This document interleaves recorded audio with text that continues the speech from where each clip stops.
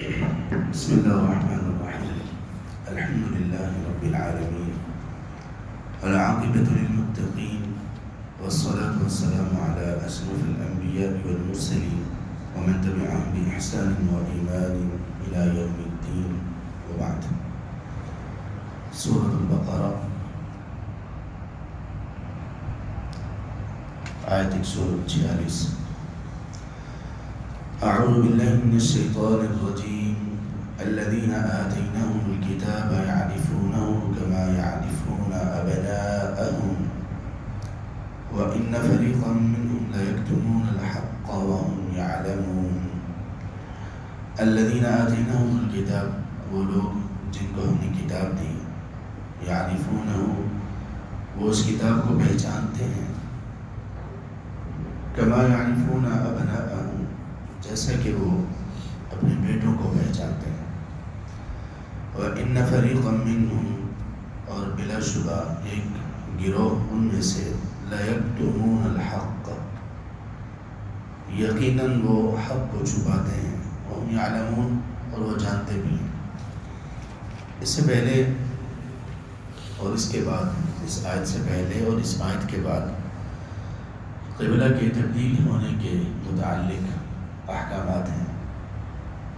اس سے پہلی آیات میں ہم نے پڑھا کہ کیسے اللہ تعالیٰ نے حکم دیا نبی مکرم صلی اللہ علیہ وآلہ وسلم کو کہ وہ بیت المقدس سے منہ پھیر کر بیت اللہ کی طرف رخ کر کے نماز پڑھنا شروع کر دیں، اور یہ بھی کہ اللہ کے رسول صلی اللہ علیہ وسلم کو یہی قبلہ پسند تھا، بیت اللہ نسبتاً بیت المقدس سے زیادہ بیت اللہ پسند تھا.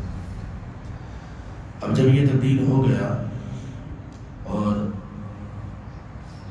اہل کتاب کا اعتراض اس پر ہوا، خاص طور پر یہودیوں کا، تو اللہ تعالیٰ نے اس کا رد بھی کیا، اور اللہ تعالیٰ نے یہ بھی بتایا کہ جو شخص رسول کی اتباع کرتا ہے، جو شخص اللہ کی اتباع کرتا ہے، اللہ کے احکامات کی پیروی کرتا ہے، وہ شخص کبھی اس بات پر نہیں آتا کہ لوگ کیا کہیں گے. وہ شخص کبھی یہ نہیں سوچتا کہ میں تو پہلے یہ کر رہا تھا، اب میں یہ کرتا ہوا کیسا لگوں گا. وہ تو یہ کہتا ہے کہ جب اللہ کا حکم ہے تو مجھے کرنا ہے. اب یہ جو تمام احکامات ہیں، یہ جو تمام کے تمام تعلیمات ہیں جو نبی صلی اللہ علیہ وسلم پر نازل ہوئی، ان میں سے ایک ہے قبلہ کی طرف منہ کر کے نماز پڑھنا، بیت اللہ کی طرف. یہ تمام چیزیں حق ہیں، اور اہل کتاب ان تمام چیزوں کو جانتے ہیں. یعرفون، پہچانتے ہیں.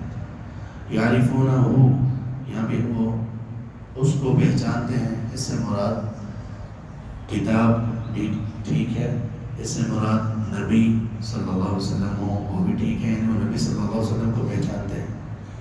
اور اس سے مراد یہ جو قبلہ کا حکم ہے، اور اس میں جو نسخ ہے کہ پہلے قبلہ بیت المقدس تھا، وہ منسوخ ہو گیا اور بیت اللہ قرار دے دیا گیا، تو یہ نسخ بھی حق ہے، یہ پہچانتے ہیں. یہ کیسے پہچانتے ہیں؟ کما یعرفون ابناءهم، جیسے وہ اپنے بیٹوں کو پہچانتے ہیں.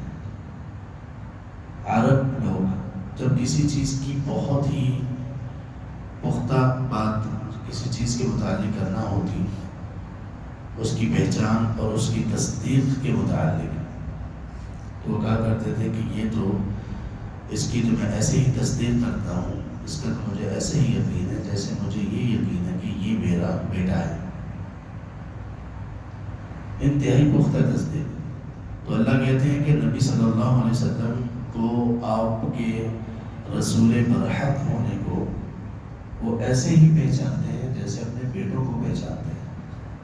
اس کا ایک مطلب یہ ہے کہ دنیا جہاں کے سارے بیٹے، سارے لڑکے ایک ہی ایج کے ایک جگہ پر کھڑے کر دیے جائیں، اور اس میں کسی شخص کا ایک بیٹا ہو یا دو بیٹے ہوں، تو کیا اس کو اتنے سارے بچوں میں اپنے بچوں کو پہچانتے ہوئے کوئی مشکل پیش آئے گی؟ نہیں آئے گی. بہت سارے، ایک آدمی ہے، اس کا ایک بیٹا ہے، وہ ایک گیدرنگ میں جاتا ہے، وہاں پر 1000 آدمی آئے ہوئے ہیں، سب کھیلنا شروع کر دیتے ہیں، تو کیا انسان ان 1000 لوگوں میں سے اپنے بیٹے کو پہچان نہیں لے گا؟ بڑی آسانی سے پہچان لے گا۔ تو اللہ فرماتے ہیں یعرفونہ کما یعرفون ابناءہم، یہ رسول کو صلی اللہ علیہ وسلم کو ایسے ہی پہچانتے ہیں جیسے اپنے بیٹوں کو پہچانتے ہیں۔ اتنا یقین ہے ان کو، پھر بھی نہیں مانتے۔ عمر رضی اللہ عنہ کے متعلق آتا ہے، تفسیر ابن کثیر میں امام ابن کثیر رحمہ اللہ نقل کرتے ہیں کہ انہوں نے ایک مرتبہ عبداللہ بن سلام سے کہا کہ کیا آپ نبی صلی اللہ علیہ وسلم کو، یعنی جب یہودی تھے تم لوگ، تو نبی صلی اللہ علیہ وسلم کو اپنے بیٹے کو اپنے بیٹوں کی طرح نہیں پہچانتے تھے؟ انہوں نے کہا جی ہاں، اپنے بیٹوں کی طرح کیا، بیٹوں سے بھی بڑھ کر ہم پہچانتے تھے کہ یہی رسول ہیں جو آخری ہیں، اور یہی رسول ہیں جو برحق ہیں۔ تو یہود کی اصل بدترین خصلت یہ تھی کہ حق کو پہچان لینے کے بعد اس کی مخالفت کیا کرتے تھے۔ یہ تکبر ہے، اور اسی کا انجام ہے اللہ کا غضب، اور انہی کا تذکرہ اللہ نے کیا ہے غیر المغضوب علیہم میں۔ ہر وہ بندہ اللہ کے غضب کا مستحق ہے، اور غیر المغضوب علیہم اس کے تحت شامل ہے جس کے سامنے حق آ گیا، اس نے اس کو پہچان لیا، اور پہچاننے کے بعد پھر اس حق کی مخالفت کی۔ ایسا ہر شخص اللہ کے غضب کا مستحق ہے۔ وَإِنَّ فَرِيقًا مِّنْهُمْ لَيَكْتُمُونَ الْحَقَّ، اور بلا شبہ ایک گروہ ان میں سے یقیناً وہ لوگ حق کو چھپاتے ہیں۔ یہی حق کہ نبی صلی اللہ علیہ وسلم کے متعلق بشیر گوئیاں ان کی کتاب میں موجود ہیں، ایک گروہ ان میں سے اس کو چھپاتا ہے، یہودیوں میں سے۔ اس کا کیا مطلب ہوا؟ ایک گروہ چھپاتا ہے تو پھر باقی کچھ لوگ ایسے بھی ہیں جو نہیں چھپاتے اور وہ ایمان لے آتے ہیں۔ ہاں بالکل ایسے ہی، ان میں سے کتنے لوگ ایمان لے کر آئے، جیسے عبداللہ بن سلام رضی اللہ تعالیٰ عنہ ہیں، اسی طرح عالم صہیب رضی اللہ عنہ بھی انہی میں سے تھے، یا کچھ اور نام بھی لیے جاتے ہیں کہ وہ یہ پورا ایک جو گروہ تھا ان میں سے یہودیوں میں سے، وہ ایمان لے آئے، جبکہ ایک گروہ ان میں سے اس چیز کو چھپاتا تھا۔ وَهُمْ يَعْلَمُونَ، اور وہ اس کو جانتے بھی تھے۔ دیکھیے اس آیت سے ہمیں ایک بات یہ سیکھنے کو ملتی ہے، بلکہ ایک سوال ہم اپنے آپ سے کرتے ہیں، وہ یہ کہ کیا ہم بھی اپنے رسول کو ایسے ہی پہچانتے ہیں جیسے ہم اپنے بیٹوں کو پہچانتے ہیں؟ لیکن اس سوال کا جواب اگر ہم یہ دیتے ہیں کہ ہم پہچانتے ہیں، تو اس کی دلیل کیا ہے؟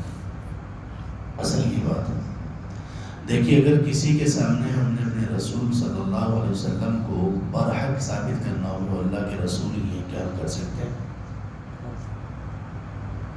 اگر کر سکتے ہیں تو پھر تو بہت اچھی بات ہے، اور وہ کر سکنا کیسے ہوگا؟ دلائل کے اعتبار سے۔ دلائل کہاں سے ملیں گے؟ کتاب و سنت سے۔ کتاب و سنت سے دلائل کیسے ملیں گے؟ جب ہم جو سیکھیں گے۔ تو رسول صلی اللہ علیہ وسلم کو یہودی جو جن کے بارے میں کہا جا رہا ہے کہ وہ اپنے بیٹوں سے بڑھ کر پہچانتے تھے، اس کا مطلب یہ تھا کہ ان کی کتاب میں جو جو علامات تھیں ان کو ان کا علم تھا، اور یہ پتا تھا کہ اس آیت میں جو علامت بیان کی جا رہی ہے اس علامت کا مطلب کیا ہے۔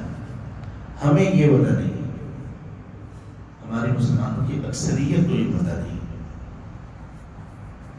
اور وہ لوگ جو علم کے ساتھ یا مساجد کے ساتھ یا دین کے ساتھ جڑے ہوئے ہیں ان کی بھی اکثریت کو اس کا پتہ نہیں، جبکہ علماء نے اس پر کتنا کام کیا۔ بس اللہ تعالیٰ میں توفیق دے کہ ہم علم حاصل کرنے کی طرف آ جائیں۔ علماء نے کتنا کام کیا، شروع سے لے کر اب تک علماء نے اسلام کی جو بنیادی کتابیں لکھی ہیں اس میں جیسے توحید کے متعلق لکھا ہے علماء نے، جس طرح سے علماء نے قرآن کے متعلق اس کے برحق ہونے کے متعلق لکھا ہے، اسی طرح سے نبی مکرم صلی اللہ علیہ وسلم کی صداقت، سچے نبی ہونے کے متعلق بھی کتابیں لکھی ہیں، اور بے شمار لکھی ہیں، اور ہر دور میں لکھی ہیں۔ ایک تو مسلمانوں کو بتانے سمجھانے کے لیے کہ وہ سیکھیں کہ اللہ کے رسول صلی اللہ علیہ وسلم کے متعلق کیا دلائل کیا ان کے پاس، اور دوسرا ان لوگوں کے اعتراضات کے جواب کے لیے کہ جو لوگ کہتے ہیں کہ یہ اللہ کے رسول صلی اللہ علیہ وسلم نعوذ باللہ رسول ہیں ہی نہیں. تو یہ بات تو بڑی آسان ہے، بڑی سادہ سی ہے کہ کسی کو پہچاننا جیسے ہم اپنے بیٹے کو پہچانتے ہیں، لیکن اس کو ثابت کر لینا یہ مشکل. اس لیے ہمیں یہ چاہیے کہ ہم کم از کم اپنے رسول صلی اللہ علیہ وسلم کے متعلق تو علم حاصل کریں، ہمیں پتہ ہونا چاہیے. اور یہ کیسے علم حاصل ہوگا؟ جب ہم حدیث پڑھیں گے، حدیث کی کتاب پڑھیں. اور حدیث کی کتاب پڑھنے میں لوگوں کا رجحان جیسا ہونا چاہیے، دل اس میں انتہائی پریشانی، اضطراب اور دکھ ہوتا ہے کہ لوگوں کے کہ علم نہیں ہے اور علم حاصل بھی نہیں کرنا چاہتے جبکہ میسر بھی. تو یہ سب چیزیں پھر لوگوں کو اللہ کے سامنے جواب دہ ہونا پڑے گا. رسول سے محبت کا دعویٰ تب تک سچا نہیں ہے جب تک رسول کی اتباع نہ کی جائے. رسول کی اتباع تب تک نہیں کی جا سکتی جب رسول صلی اللہ علیہ وسلم کے فرامین، احادیث اور سنتوں کا نہ سیکھا جائے. اور ان کو سیکھا جانا کیسے ہے؟ جب ہم اس کے لیے وقت بھی دیں گے، کوشش بھی کریں گے. اور ان کو سیکھنا کہاں سے سیکھنا ہے؟ جو حدیث کی کتاب. الحق من ربک، اللہ فرماتے ہیں کہ الحق من ربک، یہ جو حق ہے یہ اللہ آپ کے رب کی طرف سے ہے. قبلے کی تبدیلی کا حکم یہ والا جو حق ہے، یا پیغمبر اسلام صلی اللہ علیہ وسلم یہ برحق رسول ہے، یہ آپ کے رب کی طرف سے ہے. فلا تکونن من الممترین، سو اے پیغمبر آپ کا تعین شک کرنے والوں میں سے نہ ہو جائے. کہ آپ صلی اللہ علیہ وسلم کو شک تھا؟ نہ تعین نہیں. اس کا کیا مطلب ہے؟ اس کا مطلب ہے کسی بات کی تاکید کرنا. اور دوسرا اس کا مفہوم یہ ہے کہ آپ کے ذریعے ہم سب کو بتایا جا رہا ہے کہ دیکھو رسول کی ذات، رسول پر نازل ہونے والے احکامات کے بارے میں کہیں شک میں مبتلا نہ ہو جائے. اور کتنے لوگ شک میں مبتلا ہیں؟ وہ لوگ جو حدیث کا انکار کرتے ہیں، حدیث کو نہیں مانتے، وہ کہتے ہیں قبلہ تبدیلی نہیں ہوا. ایسی بات ہے، شک میں مبتلا ہیں، اور شک میں مبتلا ہونے پر وہ کہاں سے کہاں جا پہنچے. تو اللہ جو کہتے ہیں کہ آپ شک کرنے والوں میں سے نہ ہوں، اس کا کیا مطلب ہے؟ اس کا الٹیمیٹ یا اس کا نتیجہ یہ ہے کہ ہم ان دلائل اور براہین کو سیکھیں جو انسان کے دل و دماغ سے شک کو دور کر دیتے ہیں. دیکھیے اللہ کتنی تاکید سے کہہ رہے ہیں فلا تکونن، سو آپ قطعا نہ ہوں شک کرنے والوں. یعنی آپ کو ان لوگوں میں سے نہیں ہونا چاہیے جن لوگوں کو دل میں یقین نہیں بلکہ وسوسہ اور شک ہے رسول کی حقانیت کے بارے میں، اور یہ یقین بھی دلائل و براہین سے پیدا ہو.